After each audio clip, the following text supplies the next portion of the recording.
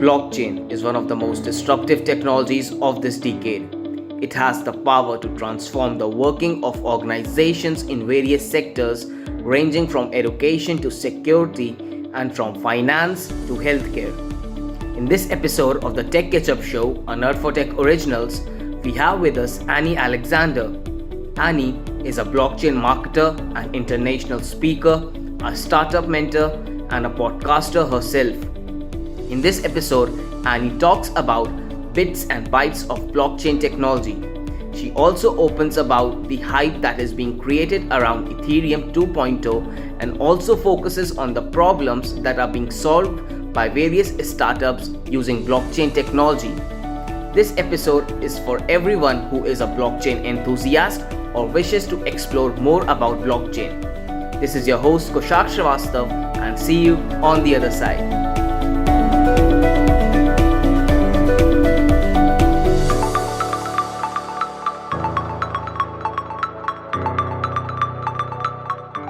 Welcome to the podcast, fam, the Tech Ketchup Show, Nerd for Tech Originals, and I hope you enjoy this episode and have a great time with us.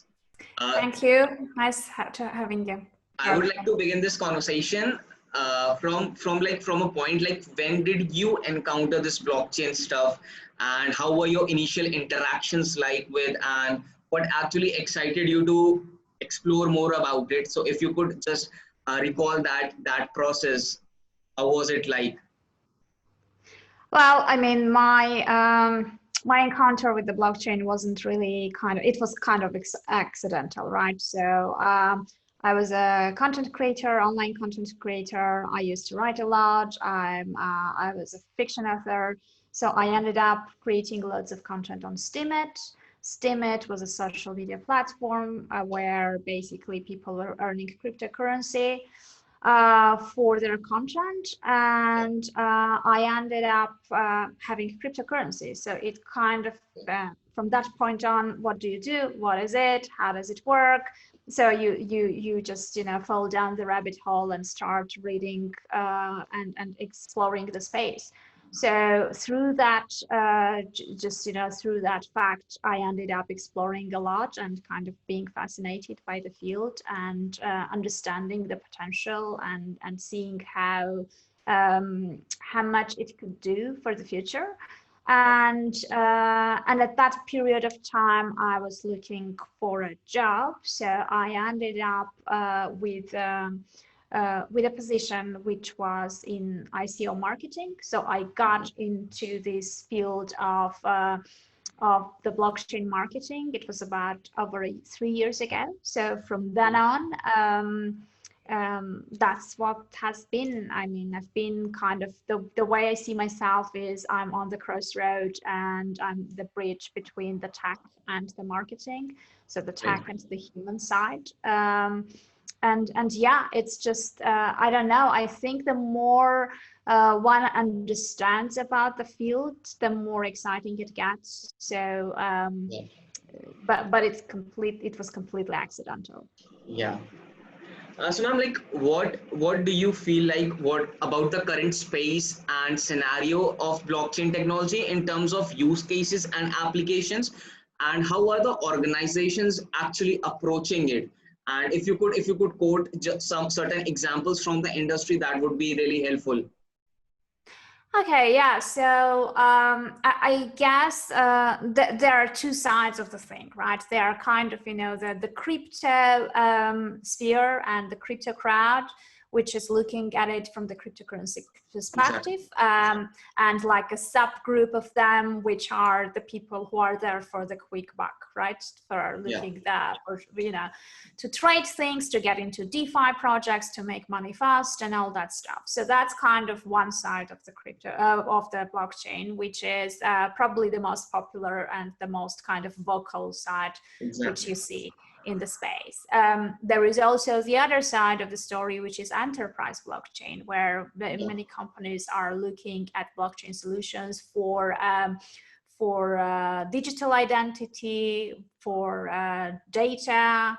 Many are looking into supply chain, privacy, anything basically that needs a verification, identification, tracking the data, proving the origin of the source and everything else, right? Obviously, fintech and the financial sector are very inclined into looking at the blockchain because it helps a lot with cutting costs. It helps a lot with tracking things. So it's kind of, it's something that is very interesting. Although, to be fair, I feel like the traditional banking sector will have challenges transitioning completely into blockchain because their infrastructure is so complex and the legacy systems are so integrated into their, in the way they work that sometimes it's way easier to just build the blockchain from scratch than just put it inside the system, right? So the implications are very different. I mean, my personal favorite, which is just for regular people and and for people using blockchain without even realizing they are using blockchain, is the Brave browser. Which is basically getting all the advantages of the blockchain technology and helping you control your private data and also earn a little bit of cryptocurrency at the same time, and also control how much advertising do you want to see. So, it's a very useful product. It's using blockchain. You don't need to understand blockchain. You don't need to know anything about it to use it. But at the same time, you're getting the benefits from the tech. Great. So, ma'am, like, how do you feel about the state of startups that are trying out into this domain, into this blockchain domain particularly, and like, are there any specific set of problems that these startups usually focus, or what's the diversity of the problems that these startups are actually looking to using blockchain? They are looking to solve these problems using blockchain technology. So what are those diverse problem statements that actually a blockchain startup looks to solve? And is there any kind of a sector that is not very much explored but has a great potential where blockchain could be used and for implementing some very disruptive solutions and solving some of the most common problems out there? So I think what happens at the moment is there are several types of startups that get into this space, right? Unfortunately, there are many startups who get into the space because of the hype, because they think, it's an easier way to raise money, because they think that the blockchain is a big buzzword and it kind of will attract attention. And very often their solutions or, whatever they are trying to solve does not really need the blockchain technology underneath it. So they are artificially thinking about the ways to just artificially put it inside, just to have this more attractive kind of packaging of their offer, which especially now, there are many who kind of get into DeFi because it's a hot topic, because everyone is getting there at the moment. So very often, startups are not even trying to solve a problem. They're just trying to figure out how to get into the space, right? So their end goal is just, how to become a so-called blockchain startup, right? There are others, obviously, who are trying to solve a problem, and they use the technology just in order to get a better and efficient ways to solve those problems, right? So there is a difference, but I mean, they differentiate the startups in two categories, right? The ones who are just short-term startups that come into the thing and try to get as much advantage as they can. So they don't really care too much about the end user. They are not really there in long term. They are not even, planning to actually, build a sustainable business. And then the others who are looking at it as a business. And then, there are also startups who are actually looking into providing enterprise solutions. So they are like looking at B2B solutions and trying to get all these big companies use the advantages of the blockchain technology. So the startups are kind of very different from their mindset perspective and from their end goals. And unfortunately, the space is so crowded with so many diverse startups that I guess, the challenge is basically doing due diligence and understanding where they stand and which type of, startups they are. But many are not starting from the right direction, which is, as you said, solving a real problem. Very often they just invent a problem and then try to find a solution.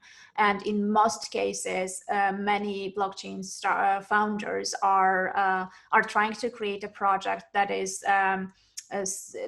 just around something they are interested in, or that is kind of trying to solve a problem that they have, which not necessarily is something that may get mass adoption because it may end up being very niche. So I think the startups who want to get mass adoption and become adopted by many users, they should look at what problems the masses have and try to solve those. So there are loads of things that are happening, many successful startups, but in most cases, what they do is they are addressing the crypto niche, they're addressing the blockchain niche. So they're creating products for themselves, for their own audience, which is why it doesn't go beyond that. Yeah. So, ma'am, do you feel the kind of disruptiveness, we say that blockchain technology is the kind of disruptive it is? Do you feel that can organizations, the way they are working currently, will blockchain technology actually evolve that kind of system and functioning of the organizations? Does blockchain technology has that power to do so? And how can organizations actually use blockchain technology or somehow implement it to actually enhance their growth and upgrade themselves? Well, I mean, it all depends where they are in their business, at what they are doing, what's the nature of the business, right? Okay. So obviously the blockchain technology brings lots of benefits. At the end of the day, it's kind of, it's something that is bringing you the benefits if it's applicable to you, right? So let's say if you have an online business and you're a marketing firm and you are providing marketing services, for example, most probably the implication of the blockchain would just complicate stuff, right? Unless you are creating I don't know, some new type of service that really needs that solution. So I feel like what's important to understand is that, the blockchain technology is not something that is applicable for everyone. And in some cases, you may not need it. So the applications, so the first thing is just to understand whether you need it or not. And the second part is if you feel like you need it for certain things, for example, let's say financial services, implication is very kind of obvious because yes, the money, I mean, the currency can move much faster. Yes, it's going to be much cheaper, etc., right? So there is an obvious benefit to it. So you have to understand also what is it benefiting and how, and then decide how to integrate everything, right? Because there is an evaluation. I mean, I feel like in most cases there is a need of these bridging companies, these service providers who are going to help you integrate first of all, advise you how to use the blockchain technology in your business model, where it will be the most beneficial, and then help you understand how to integrate it in best case possible. Because many companies are a bit afraid of using the blockchain technology because they think that the transition is going to be very hard, right? That it's going to take lots of time and effort to figure out how to integrate it in their systems. So any kind of bridging companies that are going to provide an easy solution and kind of with just less effort and time to just have it there in your company business model, you will probably need their help in there, or unless you really know about the technology and you can kind of spin out the internal teams and build it yourself. Yeah. So I'm like it was for the first time when I was researching for this podcast, for this particular episode, that I got to know that.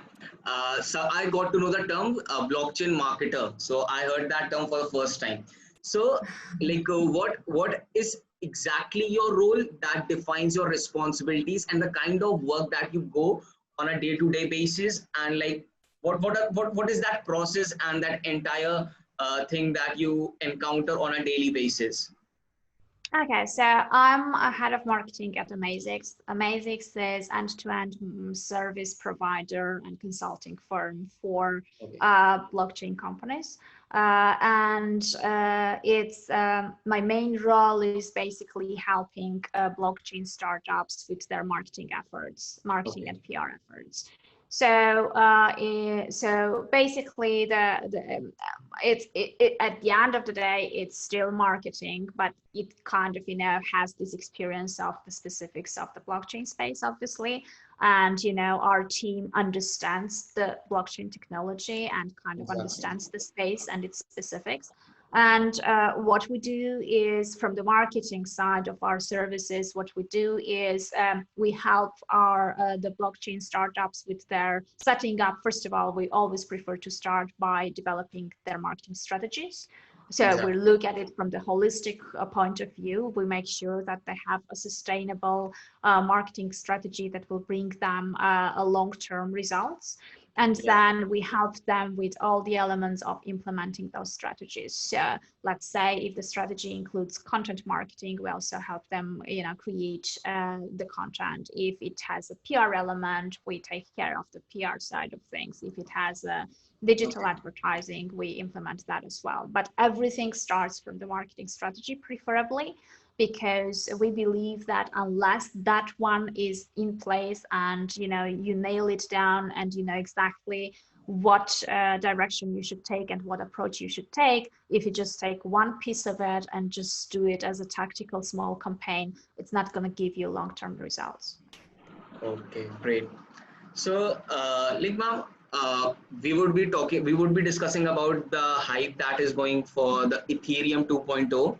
But before that, if you could just explain in a very short to our listeners that what actually is Ethereum and Ether, and like why is it so famous in blockchain world? Okay, so Ethereum is one of the most popular cryptocurrencies, so probably the second one after Bitcoin. Yeah. So Ethereum team created that cryptocurrency, and just after that, what happened was it became a platform for ICOs. Yeah. So basically, all the blockchain startups were raising money. So basically what ICOs were just like a Kickstarter on a blockchain, right? So it was a crowdfunding system where people where they were presenting their projects, and then people who wanted to invest or to sort of contribute to building of that project, they were getting the token that was issued by the project. And Ethereum platform was a platform that they were using, and the currency that they were raising, so people were buying the tokens of the projects by paying with Ethereum. Okay. So basically, they were raising Ethereum, just like Kickstarter is raising in USD, Euro, etc., etc. The currency of the fundraising of ICOs was Ethereum, which Yeah. meant that during the ICO hype, when all these projects were raising lots of money, Ethereum was kind of the currency, and therefore its usage and its kind of the amount of people who had Ethereum was growing substantially, because many people who wanted to participate in the fundraising, they had to get Ethereum first, right? So and therefore it's kind of it had a proven permanent usage and liquidity because of the whole ecosystem. So so yeah, I mean, it was a very good sort of project in terms of what it did. It essentially was it democratized fundraising and investment, because at that point of time it was basically for anyone from everywhere. Wow. So, ma'am, like now since Ethereum 2.0 is so hyped, so what do you feel like? Why people are so much anticipating about Ethereum 2.0 and are saying that it's going to be the next big wave in the world of blockchain technology? So, what are your opinions and how do you go about it? Well, it's the next step. It's a big development, so everyone is excited about it, obviously. And I think you know, Ethereum has been around for quite a long time, so they had Yeah. the time and space to see you know, what needs to be upgraded, what needs to be changed, and how to make things better. So you know, there has been a lot of kind of, you know, enough data and enough use cases to see what needs to be made and what is required. So I feel like it's also good in a sense that, you know, you do have Bitcoin as being the most kind of credible cryptocurrency out there, but Yeah. with Ethereum 2.0, you also have the balance, and you have, you know, other cryptocurrencies coming in which are Okay. going to be also quite, you know, credible and quite I don't know, like backed up by many people who believe in it. Okay. Ma'am, we see that blockchain is still in its nascent phase. We can say that, but it is somewhat like not getting it is growing at a bit slower rate as compared to some of the other technologies. Though, like there has to be that difference because things are quite different in comparison to blockchain and other technologies. But why do you feel that people are like somewhat less accepting blockchain, or accepting blockchain, people and organizations are accepting blockchain at a much slower rate, or like why they are not so comfortable when things need in terms of acceptance? I think the issue is that many people don't differentiate cryptocurrency versus blockchain. So for them, it's the same thing. Okay. And unfortunately, cryptocurrencies have had all this media exposure from the negative perspective, and many people are just very cautious about entering the space.